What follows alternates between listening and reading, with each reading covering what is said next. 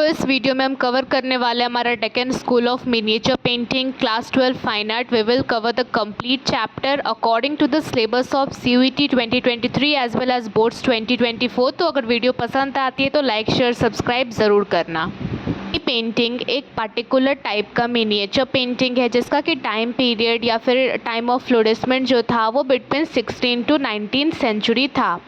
Deccani painting जो है basically इन states में फ्लोरिस किया जो कि साउथ के थे, जिसको कि हम लोग डेक्कन स्टेट्स बोलते हैं, जो कि थे हमारे बीजापुर, अहमदनगर, गोलकोंडा और हैदराबाद। डेक्कन का अपना एक अलग डिस्टिंक्शन है बाकी स्टेट्स के कंपैरिजन में, चाहे वो आर्ट हो, उनका कल्चर हो, ड्रामेटिक हो, लिंग्विस्टिक हो, उनके खुद के सोशल वैल्यूज़ हो, कॉस्ट्यूम्स हो, बिलीव्स हो, idea. Let's discuss the origin. पहले हमारे पास आया एक ईरानियन इमिग्रेंट इसलिए हम लगाते हैं क्योंकि वो ईरान से बिलोंग करते थे बट डेक्कन में आए और वहाँ पे परमानेंटली सेटल हो गए। ठीक है। सो यूसुफ अदिल साहब, उनको काफ़ी आर्ट का फॉन्ट था, मीन्स वो आर्ट लवर थे और वो पहले थे जिन्होंने डेक्कनिक आर्ट को बीजापुर में इस्टेब्लिश किया था।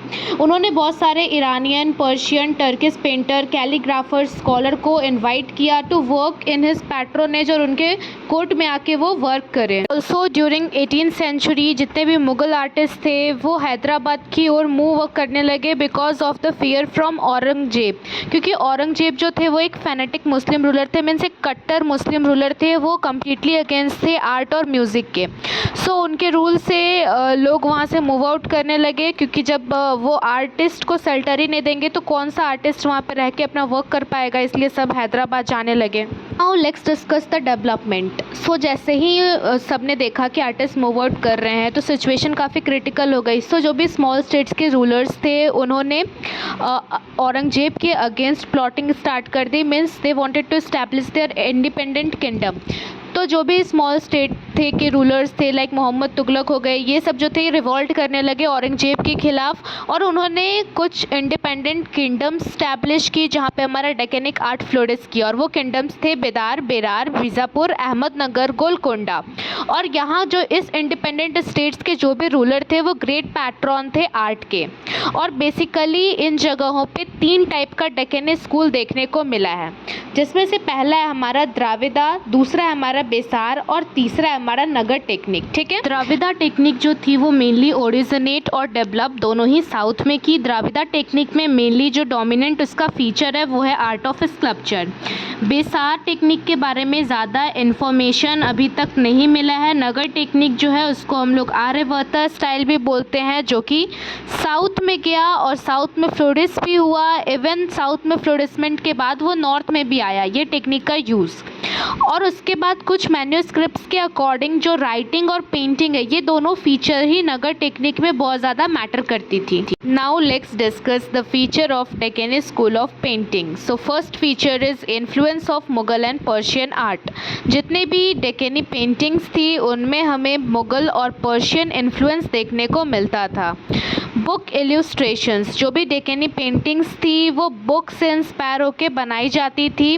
बोथ स्कैटर्ड और इल्यूस्ट्रेटेड पेंटिंग्स बनती थी डेक्कनी स्कूल में। ह्यूमन फिगर्स जो थे उनको टॉल और इमोशनली चार्ज दिखाया जाता था, वेदर वो मेल हो या फीमेल हो। पेंटिंग्स में लार्ज वाइड ओपन आईज होती थी और फिगर को इस तरीके से क्रिएट किया जाता था ताकि उनके जो भी सेंटिमेंट्स है, जो भी इमोशन है वो उस पेंटिंग के थ्रू एक्सप्रेस हो सके। Feature is garment. तो जितने भी ह्यूमन फिगर्स थे वो काफ़ी ऑर्नामेंटेड होते थे, उन काफ़ी रिफाइंड ज्वेलरीज पहने होते थे और डिफरेंट कलर्स के कॉस्ट्यूम्स में देखने को मिले हैं।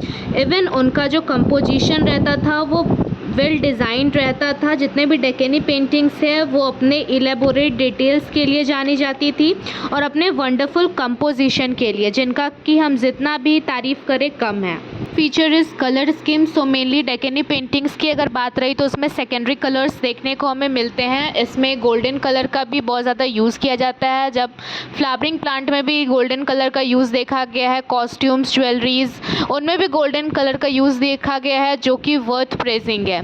और अगर डोमिनेंट कलर की बात रही जिसका कि ज़्यादा यूज़ किया गया है डेक्कनी पेंटिंग में, वो है हमारे 3 colour, that is blue, red and pink. Next feature is use of geometry. So geometry काफ़ी सिग्निफिकेंट रोल प्ले करती है अगर सिमेट्रिकल अरेंजमेंट की बात रही। सो डेक्कनी कंपोजिशन में हमें सिमेट्री का रोल देखने को मिलता है। अगर ह्यूमन फिगर्स की बात रही, आर्किटेक्चरल स्ट्रक्चर्स की बात रही, फोल्ड ऑफ गारमेंट्स की बात रही, हर जगह उसमें सिमेट्री देखने को मिलती है। अगर डेक्कनी पेंटिंग में भी अगर आप डांसर्स पेंटिंग देख लो या फिर आप रागनी पथमसिका एक पेंटिंग है उसमें डोम्स बना हुआ है, सो वो सब पेंटिंग में सिमेट्री का काफ़ी अच्छा रोल है। सिमेट्री कहने का मतलब कि अगर उस पेंटिंग को आप 2 पार्ट में डिवाइड कर दो बाय ड्राइंग अ लाइन, तो आपको जो कंपोजिशन है, जो सिमेट्री है, वो आपको दोनों साइड सेम दिखेगा। Feature is multi dimensional effect. So Deccani painting में काफ़ी अच्छी तरीके से पर्सपेक्टिव का यूज किया गया है। डेप्थ, इंटेंसिटी, डिस्टेंस, इसको काफ़ी अच्छी तरीके से क्रिएट किया गया है। एक मल्टी डायमेंशनल इफेक्ट देखने को इन पेंटिंग्स में हमें मिला है। Now these paintings are there in our syllabus जो कि हम 1 by 1 पढ़ना है। So let's start with Ibrahim Adil Shah 2 of Bijapur painting. So now this is the portrait of Ibrahim Adil Shah 2 जो कि 17th सेंचुरी में ये portrait बनाया गया था। इसमें अगर आप देखो तो कॉर्पुलेंट सुल्तान कहने का मतलब है कि इनके ओवरवेट बॉडी को दिखाया गया है। ठीक है, इब्राहिम आदिल शाह जो थे वो थोड़े ओवरवेट थे, इसलिए इसमें कॉर्पुलेंट वर्ड यूज़ किया गया। ठीक है, तो उनके बेसिकली पूरे फिगर को इस तरीके से बनाया गया है।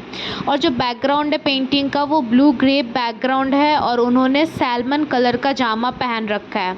और ऊपर से जो रोप्स उन्होंने पहन रखे हैं बेसिकली जो बेस्ट से अगर आप शोल्डर के पास देखोगे तो ट्रांसपेरेंट है वो। और इवन लैटिस मोटिव वो भी ट्रांसपेरेंट दिखाया गया है जो कि पेंट किया गया है गोल्ड में। और जो सुल्तान है वो गोल्ड और पर्ल ज्वेलरी पहन रखे हैं और उनका जो हेड ड्रेस है वो ऑरेंज कलर का है। बॉर्डर जो है वो काफ़ी यूनिक देखने को मिली है। पीच कलर की बॉर्डर है, उसमें फ्लावर पॉपिंग्स बने हुए हैं, डार्क ब्राउन या फिर डार्क ब्लैक आप कह सकते हो उस कलर के, जो कि काफ़ी अट्रैक्टिव लुक दे रहा है। और जो सुल्तान है उन्होंने अपने हाथ में तलवार पकड़ रखा है जो कि काफ़ी लंबा है। इब्राहिम आदिल शाह 2 जो थे उनको अकबर से कंपेयर भी किया जाता था बिकॉज़ वो दूसरे रिलीजन के टुवर्ड्स काफ़ी लिबरल थे और उनको सिर्फ पेंटिंग का फॉन्ड ही नहीं था, इवन वो एक अच्छे आर्टिस्ट भी थे। इस पेंटिंग में आपको नातालिक इंस्क्रिप्शन देखने को मिलेगा और जो ओवरऑल पेंटिंग है वो रेक्टेंगुलर फ्रेम में है। Next painting is Ragini Pathamsika. ये हमारी पेंटिंग है Ragini Pathamsika. Title of the painting is Ragini Pathamsika. Medium is water colour in tempera handmade paper. Sub school is Ahmednagar. Artist is unknown. So ये खास बात है हमारे डेक्कनी पेंटिंग की कि मोस्ट ऑफ द पेंटिंग के आर्टिस्ट अनोन होते हैं। टाइम पीरियड 1590 to 95 AD और कलेक्शन इस पेंटिंग का नेशनल म्यूजियम न्यू दिल्ली में अवेलेबल है। Let's discuss about the description of this painting. So basically इस पेंटिंग में एक लेडी देखने को आपको मिलेगी जो कि मिडल ऑफ द पैवेलियन में बैठी है। पैवेलियन आप डेकोरेटिव टेंट बोल सकते हो या फिर आप उसको मंडप बोल सकते हो या फिर मुगल वर्ड में आप उसको खेमा बोल सकते हो। सो डेकोरेटिव टेंट के अंदर बैठी हुई है मिडल में और वो वीणा को प्ले कर रही है। 2 फीमेल अटेंडेंट देखने को मिली है उस लेडी के दोनों साइड, जिसमें से एक जो है वो गाना गा रही है और दूसरी अटेंडेंट जो है वो उसको फैन कर रही है। ठीक है, तीनों जो है वो एलिगेंट और ब्राइट कलर के ड्रेस और पर्ल ज्वेलरी में देखने को मिल रही हैं। ड्रेस जो है वो ब्राइट रेड, वाइट और येलो कलर के हैं। जो लेडी का लॉन्ग ट्रांसपेरेंट वेल है, वेल जिससे वो अपना हेड और फेस कवर करती है, जो घूंघट होता है वो फ्लोर तक पहुंच गया हुआ है, इतना लंबा है। और जो फ्लोर है उस पर रेड कलर का कारपेट है जो कि काफ़ी ब्यूटीफुल कॉन्ट्रास्ट कर रहा है against green yellow floral design. जो उसका बैकग्राउंड का फ्लोरल डिज़ाइन उस पर काफ़ी कॉन्ट्रास्टिंग लग रहा है, वो रेड कलर का कारपेट।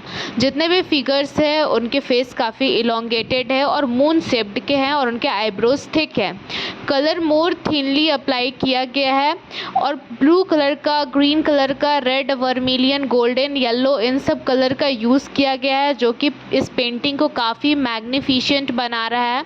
और इंटरेस्टिंग फीचर जो कि मैंने आपको स्टार्टिंग में ही बताया था कि रागनी पथमसिका का ये फीचर था कि वो सिमेट्री में या फिर आप उसको आर्किटेक्चरल सेटिंग बोलो या फिर उसको जो पर्सपेक्टिव क्रिएट करना था उसमें बेस्ट एग्जाम्पल है। इसमें multi coloured geometrical shape use किए गए हैं, रेड कलर का डोम बनाया गया है और पूरा सिमेट्रिकल पॉइंट ऑफ व्यू जो है वो मेंटेन करने की कोशिश की गई है। आप पेविलियन के हिंड साइड में देखोगे, हिंड साइड कहने का मतलब है कि बैक पार्ट में देखोगे तो वहाँ पे दो ब्यूटीफुल डोम्स बनाए गए हैं और उन दोनों डोम के बीच में एक ब्लू कलर का डोम है। अगर आप एक्सट्रीम लेफ़्ट और एक्सट्रीम राइट साइड में देखोगे सो दो ब्लैक कलर के डोम है जिसमें कि पेंट किया गया है गोल्ड मोटिव से, जो कि काफ़ी ब्यूटीफुल ओवरऑल इस पेंटिंग को बना रहा है। इस पेंटिंग में आपको इंस्क्रिप्शन भी देखने को मिलेंगे अगर आप टॉप मोस्ट पार्ट में देखोगे तो। बॉर्डर भी आपको देखने को मिलेगा और बॉर्डर इसका आपको काफ़ी सिंपल देखने को मिलेगा, बट इसमें अगर आप डेकोरेशन देखोगे, जो डिज़ाइन देखोगे, अगर आप पर्शियन इन्फ्लुएंस देखोगे तो वो आपको हर जगह डोम के जितने भी डिज़ाइन देखोगे, ग्राउंड का डिज़ाइन देखोगे या ओवरऑल जो वॉल का डिज़ाइन है वो देखोगे, सब में आपको डेकोरेटिव देखने को मिलेगा। और मूरल आर्ट भी डेक्कनी पेंटिंग का एक इम्पॉर्टेंट फीचर था। रागा हिंडोला राग्स पे बेस्ड मीन्स म्यूज़िकल मोड्स पे बेस्ड पेंटिंग है। हिंडोला एक संस्कृत वर्ड है जिसका कि मीनिंग होता है स्विंग मीन्स झूला। सो बेसिकली ये पेंटिंग जो है स्प्रिंग के अपकमिंग को दिखा रहा है कि स्प्रिंग सीज़न आ रहा है और इसी खुशी को सेलिब्रेट करने के लिए जो यंग कपल्स होते हैं वो स्विंग पे बैठते हैं और जो भी लोग होते हैं वो म्यूज़िक प्ले करके, डांस करके इस स्प्रिंग के आने को, इस सीज़न के आने को एंजॉय करते हैं। रागा हिंडोला इस पेंटिंग में बेसिकली आपको देखने को मिलेगा कि Krishna ji along with Radha ji swing पे बैठे हुए हैं और जो कावर्ड्स हैं, बॉयज़, मिल्क मेड्स जो है वो सब एंजॉय कर रहे हैं। उनके आसपास म्यूज़िक जो है वो प्ले हुआ है, डांस हो रहा है और जो कपल्स है वो इनको एडोर कर रहे हैं। सो बेसिकली ये पूरा सीन क्रिएट किया गया है कि स्प्रिंग आने वाला है और लोग कैसे मैंगोज़ के ब्रांचेस में या फिर महुआ का जो ट्री होता है उसमें झूला लगा के और इस स्प्रिंग के अपकमिंग को एंजॉय कर रहे हैं। और राधा कृष्ण इसलिए है बिकॉज़ वो यंग कपल्स के लिए इंस्पिरेशन थे और उनको लव का इंस्पिरेशन माना जाता था फॉर यंग कपल्स, इसलिए राधा कृष्ण स्विंग पे बैठे हुए दिखाए गए हैं। भी कोई ऑर्डिनरी नहीं है, ये कुशन्ड बेड लाइक स्विंग है। यहाँ पे आप देख रहे हो कुशन भी है और जो ट्रीज़ है उसमें भी आप काफ़ी स्प्रिंग के सीज़न का काफ़ी फ्लावर्स देख रहे होगे। डिफरेंट कलर्स इसमें यूज़ किया गया है और यहाँ पे आपको अटेंडेंस भी कुछ देखने को मिलेगी। यू विल सी कि यहाँ पे कलर्ड वाटर पिचकारी वगैरह से प्ले करते हुए भी आपको देखेंगे। और ये कोई जो झूला है ये ऑर्नामेंटेड मेटल से लटका हुआ है जिससे झूल रहे हैं और ये ट्री के एक ब्रांच से लटका हुआ है, मीन्स बंधा हुआ है, उससे सब स्विंग कर रहे हैं। वुमेन आपको मोस्टली लहंगा चोली में ही दिख रही होंगी और उनका जो वेल है वो ट्रांसपेरेंट है, चाहे वो राधा जी हो या फिर अलग अटेंडेंट्स हो या फिर जो भी मेड्स है वो सब। Overall the painting is tried to make colourful because it is representing the coming of the spring season. Next painting is Hazrat Nizamuddin Aulia and Amir Khusro. Medium of this painting is watercolor on paper or you can say tempera on handmade paper. Sub school is Hyderabad, artist is unknown और इस painting का time period था 1750 to 1770 AD। Collection is national museum New Delhi. So ये जो miniature painting है ये बनाई गई थी ड्यूरिंग मिड 18th सेंचुरी में। हज़रत निज़ामुद्दीन औलिया जो थे वो एक नोन और इन्फ्लुएंशियल सूफ़ी सेंट थे। पीपल उनको काफ़ी ज़्यादा प्रीच करती थी और उनका मानना था कि लव और पीस से कोई भी भगवान के करीब through community service, kindness and secularity one can get God's blessing. और उन्हीं के एक फॉलोअर थे अमीर खुसरो जो कि आपको इस पेंटिंग में देखने को मिलेंगे, जो कि हज़रत निज़ामुद्दीन औलिया के पास में बैठे हुए हैं और अमीर खुसरो जो है वो एक म्यूज़िकल इंस्ट्रूमेंट को प्ले कर रहे हैं। So let's see the description of this painting.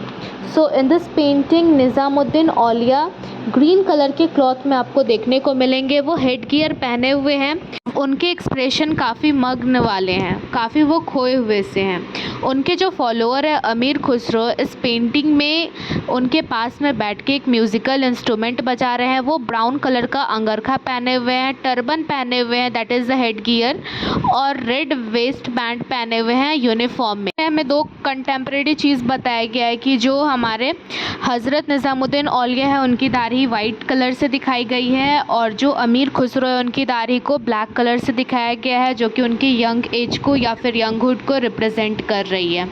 Nizamuddin का फेशियल एक्सप्रेशन जो है वो, उनका जो बॉडी का पोस्चर है, उनका जो वाइट बर्ड है, ये उनके स्पिरिचुअल अटेनमेंट और विस्डम को रिप्रेजेंट कर रहा है। और उनके पीछे एक येलो कलर का हेलो भी बनाया गया ताकि उनको सुपीरियर दिखाया जा सके और उनको ग्लोरीफाई किया जा सके।